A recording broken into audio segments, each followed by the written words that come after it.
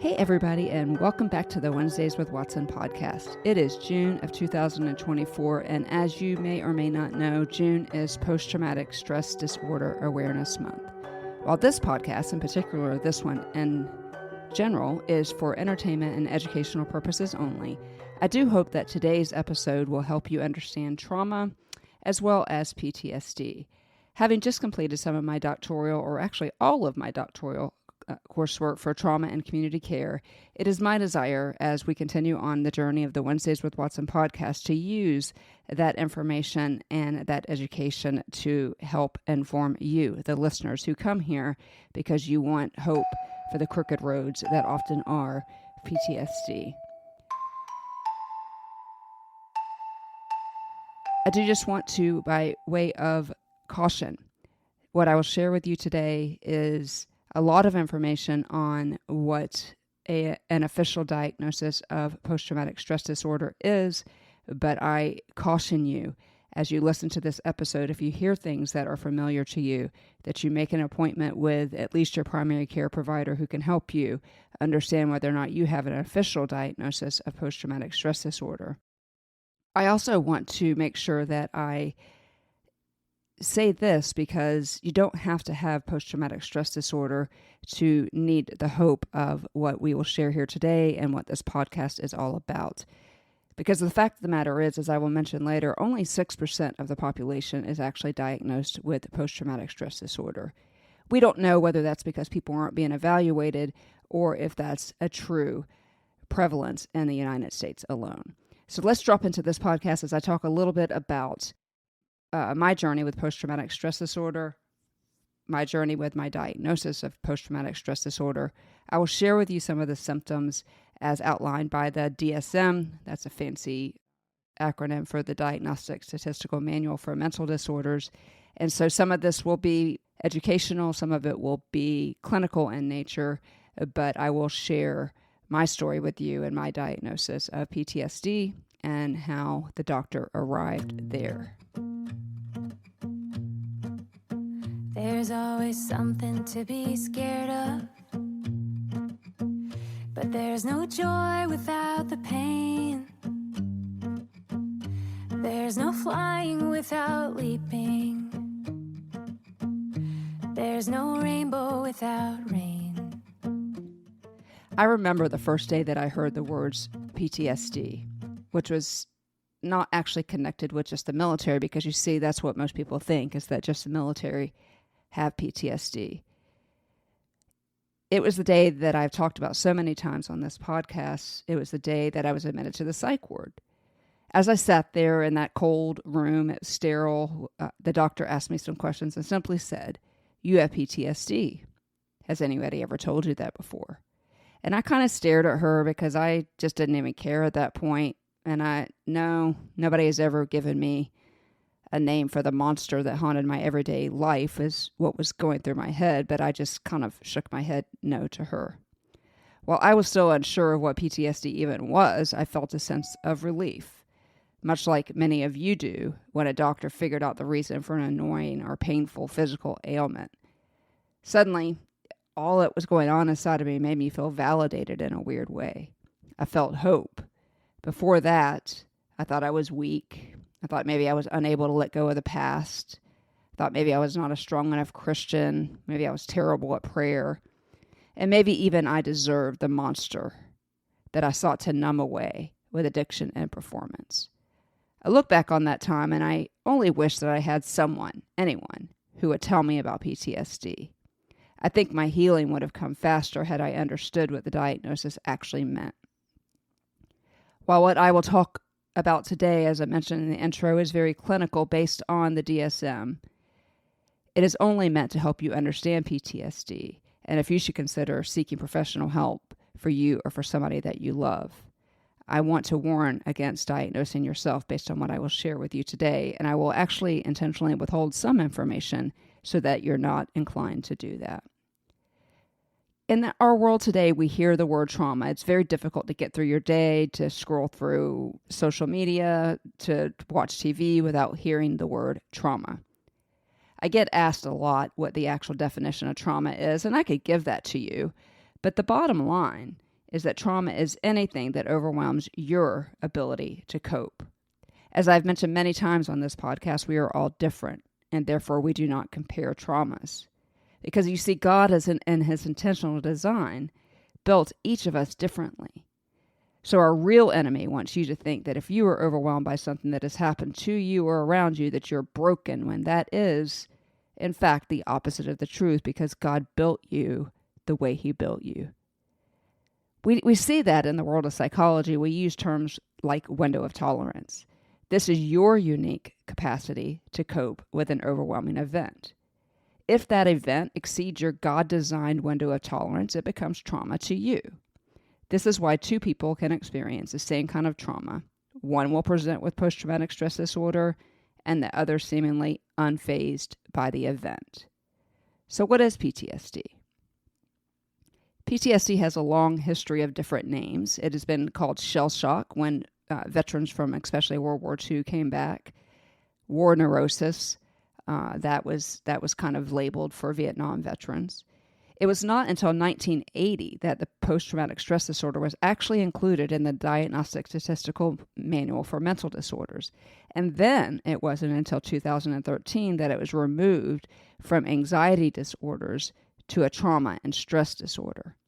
So the field has tried to define people's responses to trauma for a long time. In some ways, we still have a long way to go as society continues to provide opportunities for people to be exposed to trauma through natural and man-made disasters, notwithstanding abuse, neglect, car accidents, loss, etc. PTSD can range from a wide range of traumatic experiences, including but not limited to, and these are things that you could pull up on Google yourself, but I have my fancy degree to tell you, but not limited to combat exposure, physical or sexual assault, natural disasters, accidents, a sudden loss of a loved one. The severity of the trauma matters, so does the duration, so does the individual's proximity to the event, and can influence the likelihood of developing PTSD. And we really saw that a lot after the events of September the 11th, whereby the people of New York had a prevalence of PTSD in the 20% range because they were close to the event. Other factors such as pre-existing mental health conditions can add to a diagnosis of post-traumatic stress disorder, because if you have pre-existing mental health conditions, the likelihood that your capacity is already diminished, that window of tolerance that I talk about. And so PTSD might be more prevalent if there are pre-existing mental health conditions like depression, anxiety, and things of that nature. A lack of social support will certainly contribute to whether or not a person can develop post-traumatic stress disorder. And then genetic predispositions can contribute to the development of post-traumatic stress disorder. I remember, though, when that doctor diagnosed me with PTSD, and as she listed the symptoms of it, I felt heard and I felt seen. These symptoms are what she used to diagnose me and what the DSM outlines for a PTSD diagnosis. At the risk of those of you who will attempt to self-diagnose, I'm going to share with you these symptoms, but I'm going to be vague about how many of them you actually need for a PTSD diagnosis. Because as I mentioned, the truth is that about 6% of the U.S. population has PTSD, as many are able to recover from traumatic events. That being said, you don't have to have a doctor tell you that you have post-traumatic stress disorder if you're suffering. And I want to stop there for a second, because it doesn't have to have a name if it's bothering you, if it's affecting your daily life. It doesn't have to have a fancy name like PTSD. The bottom line, however, I think, in describing some of the symptoms might be an aha moment for some of you and will push you to get the help that you need. If you are experiencing these symptoms, you need to seek professional help. There is no reason for you to suffer, as there are many treatments for PTSD or other trauma-related disorders. The very first criteria as outlined by the DSM is that you actually have to have exposure to a traumatic event.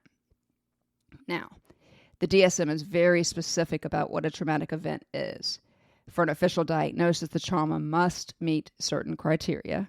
I'm not going to tell you that criteria, and I'm doing that on purpose, because the way it reads in the DSM can serve to diminish trauma and leave you thinking all the things I thought before the doctor diagnosed me with PTSD. Like, well, that doesn't meet the definition of what the DSM calls a traumatic event, but it feels traumatic to me.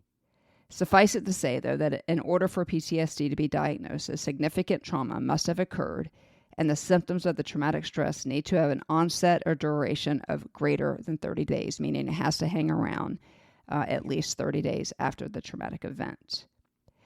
One of the categories that we call intrusive thoughts, memories, things of that nature.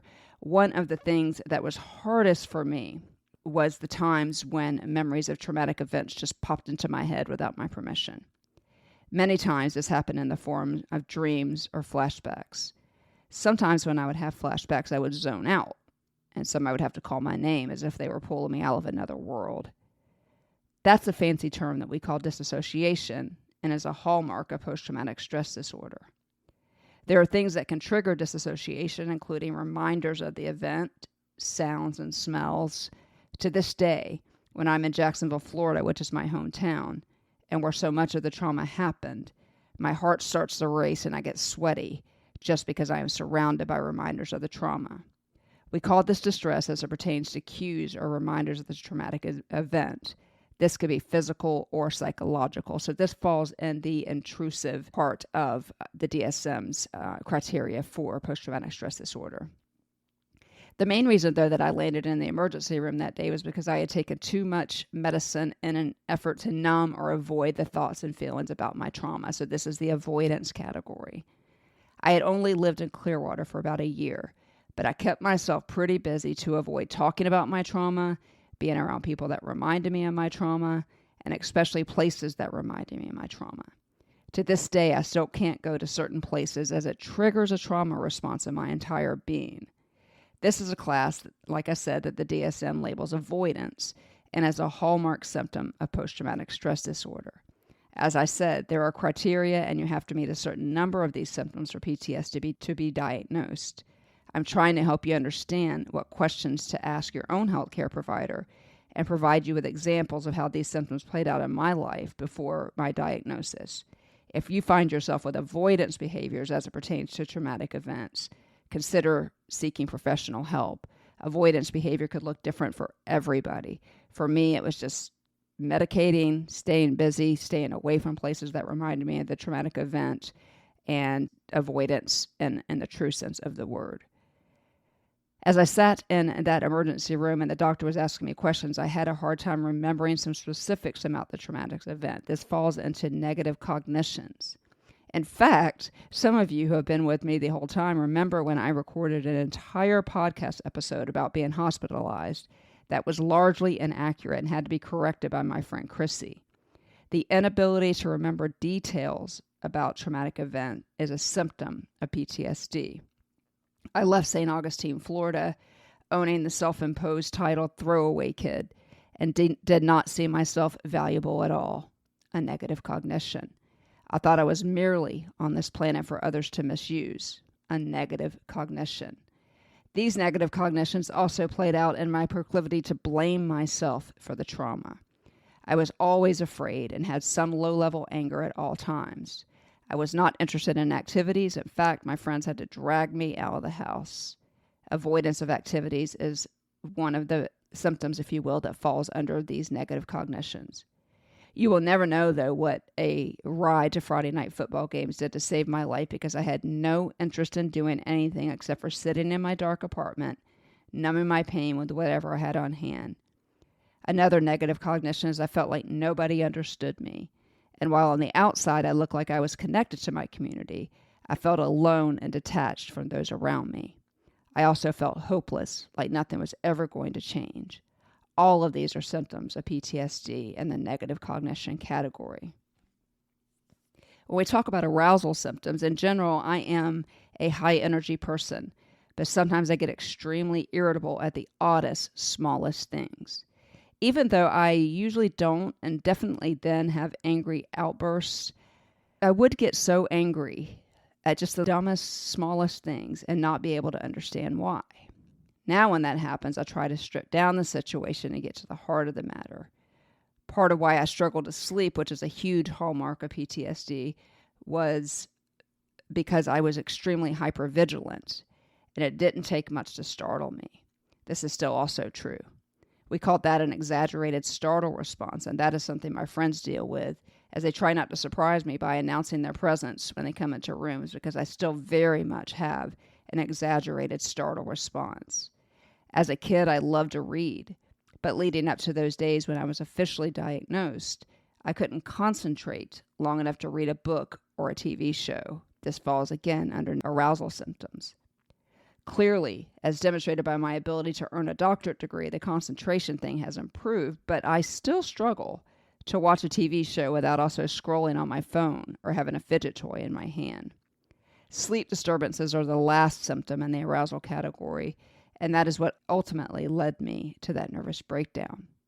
I would still have sleep disturbances, and sometimes still do, but I'm on a medication that took them a decade to find that helps me enjoy restful sleep. These are all symptoms in the arousal category. If you have occupational or scholastic academic issues because of your trauma, that is also a criteria of PTSD. And so in my case, the nervous breakdown made it hard for me to do my job, and my impairment in social and occupational functions was just another check mark for the doctor in the ER that day. And finally, I had a substance abuse problem, another hallmark symptom of PTSD. I have shared with you how the symptoms of PTSD manifested in me. You could do a quick Google search and it would say it like this. Intrusive memories may include flashbacks, nightmares, or distressing thoughts about the traumatic event.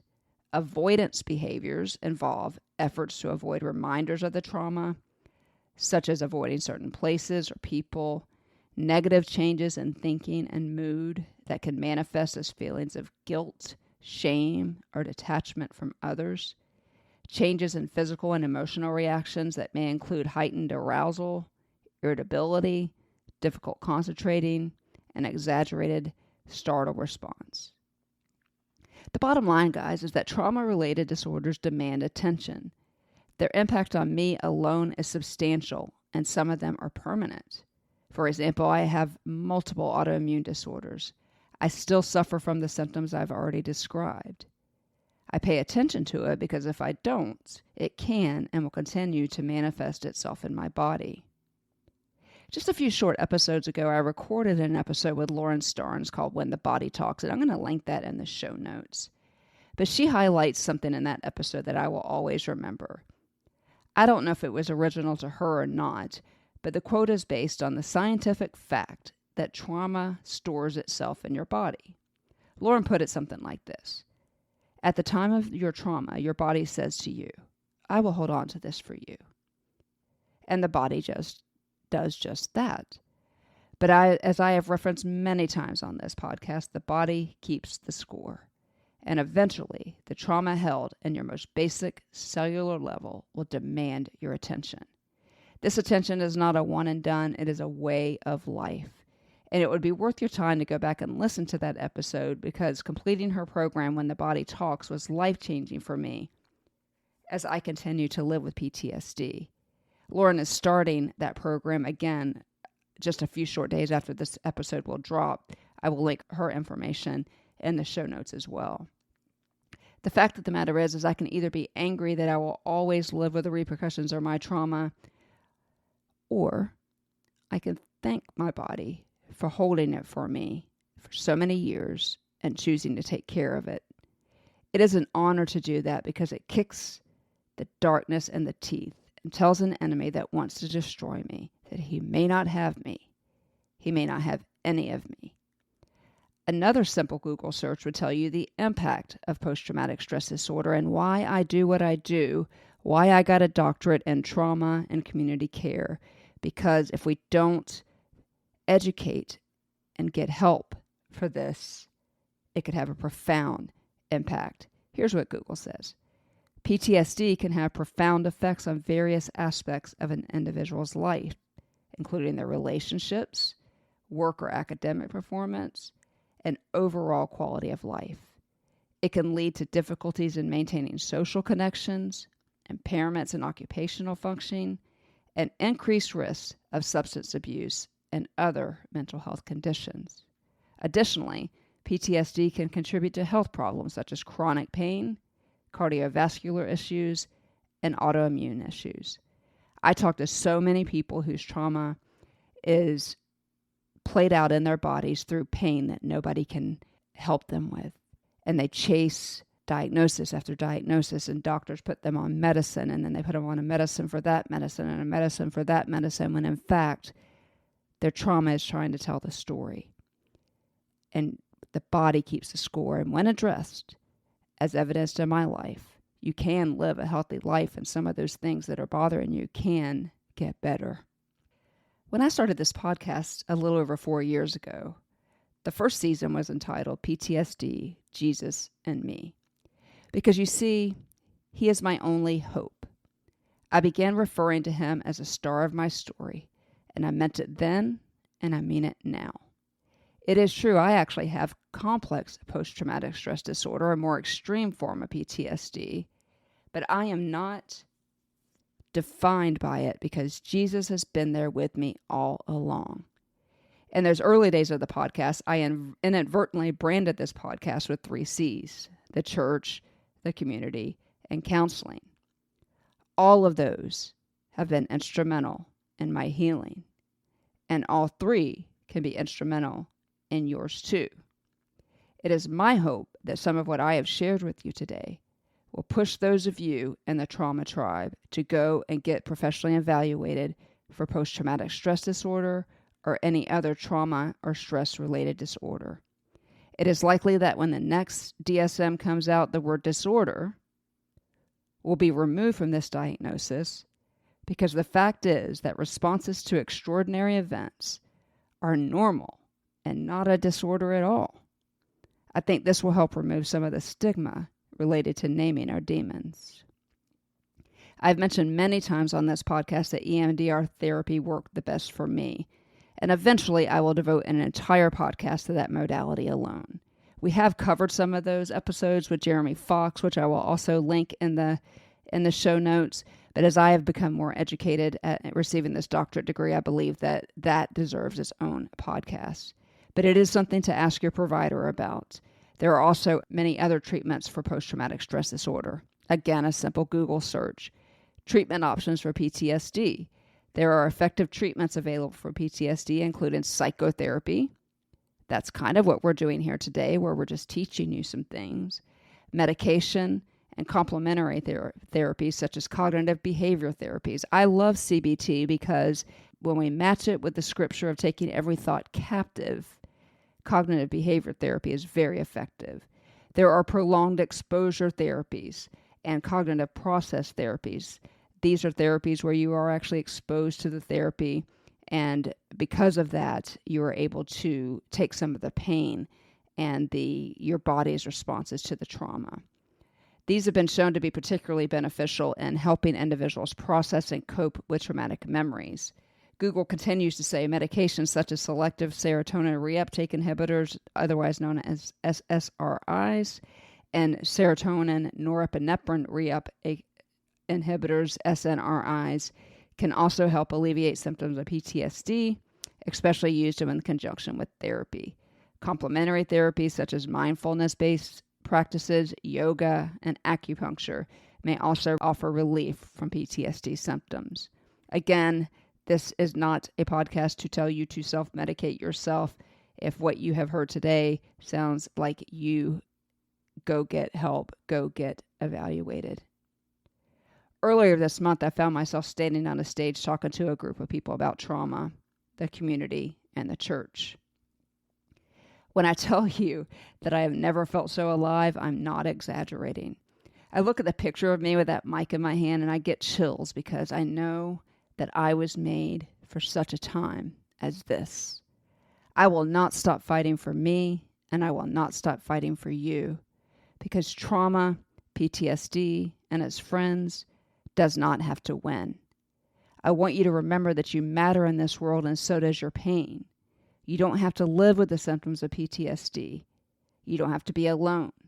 And there is so much hope that it will get better. The question is, do you want to get well? I referenced early on in some of the earlier episodes in that first season, PTSD, Jesus and Me, the story of the man at the pool of Bethesda. Recently, I got some more Eastern lens information on that story that I'd love to share with you. But essentially, the pools of Bethesda can still be visited today in Israel. But in biblical times, in New Testament times, that when the angel came to stir the waters, people would be sitting around that needed to be healed of something. They would get in the water and they would be healed of whatever ailed them. But there was a paralytic man who had been sitting there for decades. I think that the Bible says 38 years or something like that. And he always had an excuse of why he would not go get in the pool to seek healing. And Jesus says to him, and I read letters in the Gospels, I believe it's John chapter 4, that says, do you want to get well? And I ask that question of you today. Do you want to get well? Because you see, what I learned when you look at that story from an Eastern lens, and this was learned through a Bible study, Jesus and Women, by Christy McClellan, which I highly recommend, he had no reason to want to get well because in that culture, people catered to him because he was a paralytic. Why would he want to get better when it was just easier for people to do things for him? And why would he want to get better when he would have to go out and live a life and be responsible for that healing? Why would he want to get better? Why would you want to get better? Why would I want to get better? But I do ask you that question. Do you want to get well? It is not an easy road, nor is counseling. Counseling is expensive. Recently, we launched Joel 225 Ministries, a ministry devoted to all of my efforts, hopefully raising money for those of you or those people out there who cannot afford counseling. It has been a long burden of mine because I know that without counseling, I would not be behind this microphone. I am grateful for my Patreon supporters who have supported this podcast over the last 4 years. It is also an opportunity for you to support the ministry and help us award scholarships to those who want and need counseling but cannot afford it. I will link the Patreon link in the show notes if you are so inclined to support us. Many do that with as little as $5 a month. It makes a huge difference. And when we've been able to help people, as I have entered writing the dissertation phase of earning my doctorate, I will continue to speak to churches or any group that wants to understand how faith, trauma, the church, and the community are intertwined in an ultimate hope for healing for those in the trauma tribe. All of those are important. If you or your church would be interested in having me come speak to you, shoot me a text message. All you got to do is look in the show notes, and it says send a text message. Give me a way to get in touch with you, your Instagram handle or your email. I'm the only one that sees that, and I will reach out to you. I would be honored to share with you all that the Lord has done, because I will continue to preach from the mountaintops that all of my life He has been faithful. Many years after that diagnosis in the emergency room, I was in a counseling session, and I asked Dr. Pettit with tears rolling down my cheeks, "Do you think I have PTSD?" He looked stunned and sat back in his chair and said, "In spades." So you see, even with the doctor telling me that I had it, I didn't understand it. So I hope that this episode has helped you understand the categories of PTSD and some of what I have shared and how those have played out in my life and how that equaled a PTSD diagnosis. But the best news ever is that I am living a life that is free, happy, healthy, and educated. I don't judge my PTSD diagnosis. I am not angry at God for keeping it around. I am grateful that He has given me a platform to help people. Because as many of you have heard me say many times on this podcast, my life verse is Philippians 1:12, where Paul says, "I want you to know that the things that have happened to me have really happened to further the gospel." If that is what we are accomplishing through this podcast or whatever else I will put my hand to, then when I stand before Jesus, it will all be worth it. All the ills of my trauma and PTSD will be worth it if just one of you today has been encouraged and educated. Go get help. And remember, always be ready to answer the most important question, though. Do you want to get well? Or do you want to live the life you're living?